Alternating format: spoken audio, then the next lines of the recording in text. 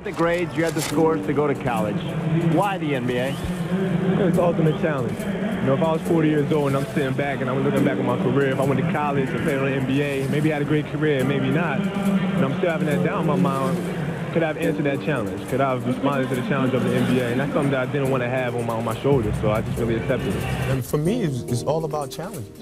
And I just kind of had to sit back and say, do I want to take on another challenge? You know, I hear players, you know, especially my peers, they'll say, well, he's only this good because he plays with Shaq.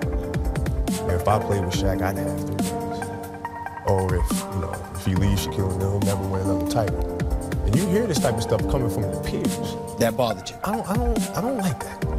I don't like that. So I had to sit down and evaluate, you know, is this a challenge that I want to take on? And you know, that's pretty much the process that I was kind of going through. And then you kind of got to go with your gut. You got to go with your gut and see, are we creating something that's been done before? Or is this a project something that nobody's seen before? Mm-hmm. And is it a project that we're not sure that we can do? And if the answer is yes, then 9 times out of 10, we're going for that one, right? Because that means we're pushing boundaries a little bit. What is your advice to young kids to, you know, to face this adversity? How do you persevere? Well, like if you... Because you have that chemical makeup to fight through it. Yeah. Not all kids do. But every kid, every person has the ability to put one foot. One step at a time. Right? So like if you're saying, okay, I'm going to climb Mount Everest. At the bottom of the mountain, you look up. Right? But if you break it down into sections, just 1 foot in front of you, 1 step at a time, next thing you know, you're at the top of the mountain. The process, loving the process, loving the daily grind, putting the puzzle together. It seems like this generation seems to be really concerned with the end result of things versus understanding, appreciating the journey to get there, which is the most important. The trials and tribulations that come along with it. You have successes, you have failures, but it's all part of being game. What I see a lot of times from young players is, you know, they'll try, they'll push, and all of a sudden they get hit with some adversity. Nah, let me do something else. Instead of staying with it, you just stay with it. Right? You know, a lot of guys just kind of give up on it because it's not happening now. What are you most proud of? What that you've accomplished? It's tough. It's been a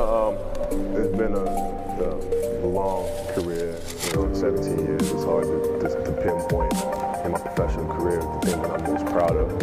I think it's fun. You know, it's definitely not over, but it's fun to kind of challenge.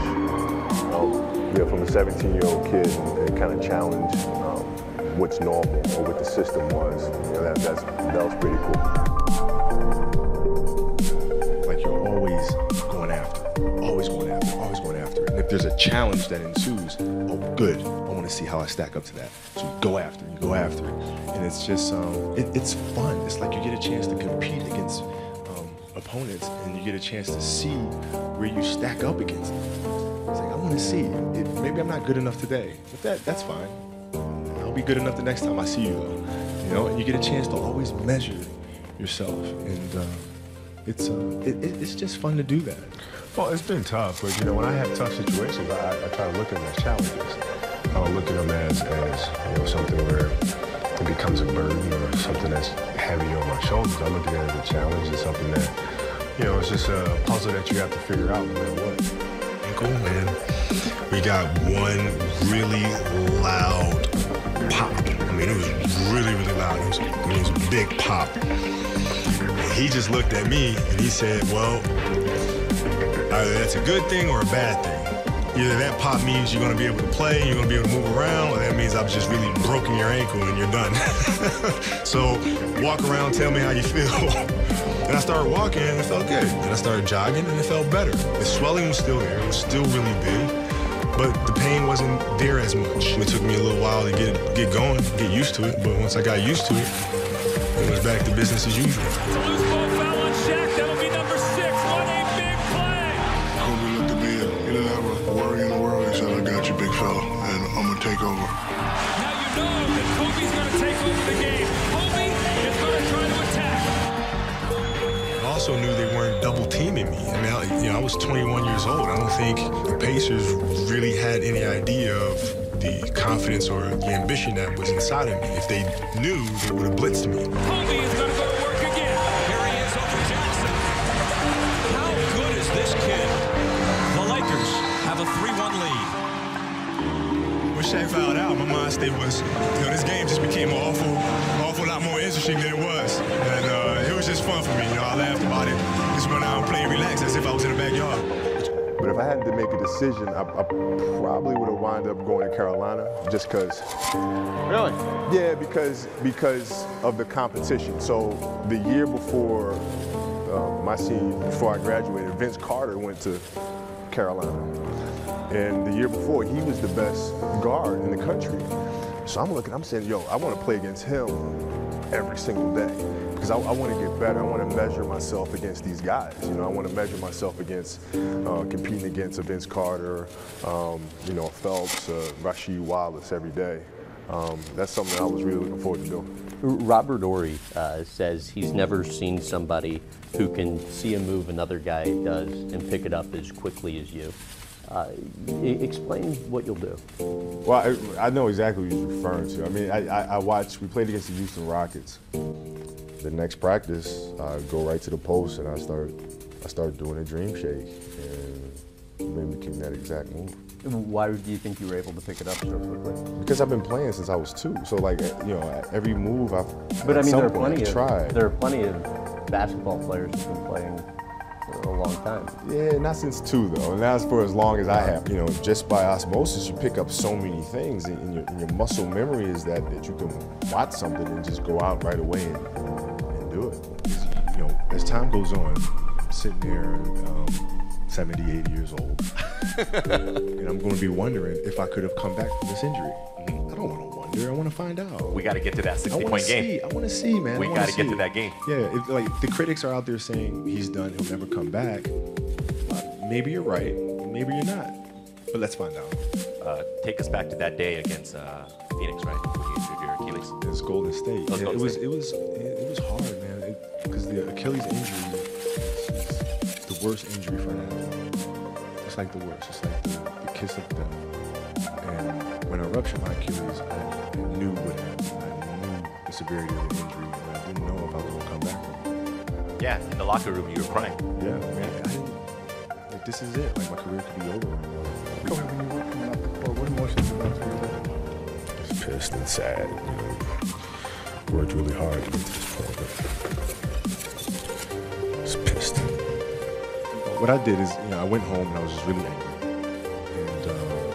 Angry? I was angry. I was mad. I was angry. I worked so hard for us to get to the playoffs and to have a chance to win another championship, and then this happened. So I had a lot of anger. And then from the anger, then I was sad. And then you start feeling bad for yourself. And then you say, all right, okay, I'm done being a baby. Okay, what am I going to do now? Because I can't sit here and give up. That's not an option. So now what? How long was the cycle from this anger? This is one night. One night? This is one night. One night. It was because you started writing in the middle of the night, right? You wrote that. You wrote that. And then it was okay. What are we gonna do? So it was one night. But then then you start. It's a process. You look at process. What am I gonna do? What can I control? Surgery. We'll do the surgery. Come out of the surgery. Recover. From there, physical therapy. Okay. Physical therapy. Piece by piece by piece by piece by piece, start running, back on the court. So I broke things down into sections and said, okay, I'm gonna focus on resting right now. This is it. I'm gonna focus on moving my toes and then walking. And then, so you look at every challenge at every step, and that's how you're able to be resilient and come back from these things. So the night that you got hurt, you did all the soul searching, the Facebook post. This is the worst thing ever. Wondering if you should just pack it in, right? Now that you're basically almost out the other side, you look back through this whole experience. How would you describe it? Well, I mean, it's one of those moments. I think we all have moments like this in life where it just seems like that day is never going to end. It just seems like the moment that you're in just feels like the darkest moment to you. You personally feel like, I don't know if I can do this again. I don't know if I can come back, and you have to issue that challenge to yourself and try to respond to it.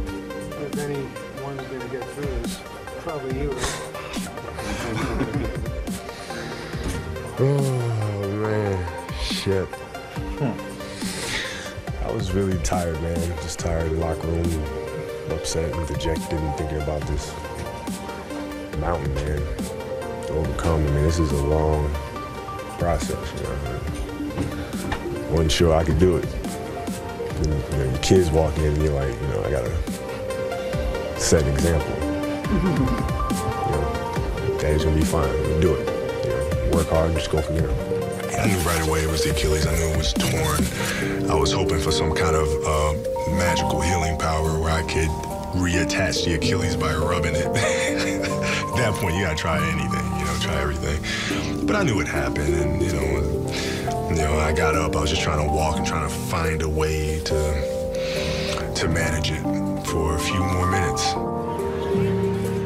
There are a lot of moments in sports where the outside world views them and has a reaction to it, an inspirational reaction to it, whereas us as the athletes simply see what the moment is right in front of us. And for me, the moment was like, it was very black and white. And can I figure out how to walk through this or play through this for these last few minutes of this game? And he is hurting, but the Lakers down by 2, and they want him and need him at the free throw line. I tried to figure out, is there a way that I could play through it? And I'm just going to shoot the free throws. I'm going to put all the pressure on my right leg and shoot these free throws because I do not want them selecting who's going to shoot the free throw on our team and cost us a couple points. He is literally on his last leg right now. He can barely make it to the free throw line. It's my responsibility to do this. And so that's what I was thinking. Got it. I went out and shot the free throws, and then walking back, I could feel the tendon start rolling up higher and higher, and I was like, you know, it's probably not a good idea for me to continue. I told the official that after the second free throw, we were going to foul to stop the game so we could get him out. And he walked on his own power to the locker room. Don't ever question the heart, the emotion, the grit, the tenacity of that guy. That's the beauty of sports, when you can have moments like that that become bigger than the moment itself and inspire other people. I mean, that's what makes sports great. You've had tons, and we've watched you, tons of personal and professional challenges in your career. Is this at the top of the list? Yeah, you know, but you know, it's fueling me. It's fueling me. I can feel it already. You know, I can feel it already. It's just, you know, players at this stage of their career, you know, they pop Achilles, and you know, the pundits say they never come back the same. So I can hear it already, and it's pissing me off right now, just thinking about it. So this isn't the last game you've ever seen. Really? Well, no, you said, I'm not trying to be rude. Really? I'm sorry. I'm just trying to. It's appropriate that you ask that question from down there.